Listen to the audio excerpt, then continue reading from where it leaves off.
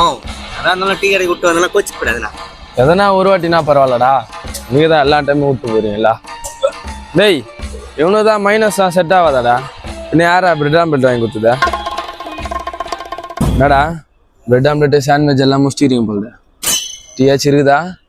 அதெல்லாம் இல்லை மச்சி. டேய், மொத்தம் தூண்டலாம் நாங்கள் வச்சுக்கிறீங்க, அதெல்லாம் சொல்கிறேன். என்னடா அதிசயமா வீட்டாண்டெல்லாம் ஆள் அமைச்சுக்கிறீங்க?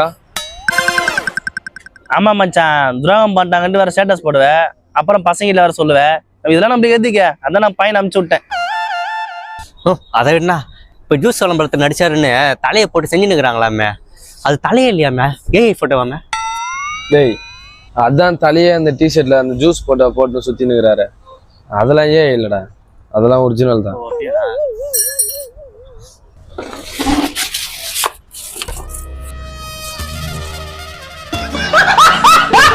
என்னடா டீ ஃபுல்லா குடிச்சு டீ கிளாஸ் டேபிள் கடியில் வச்சுக்கிறீங்க?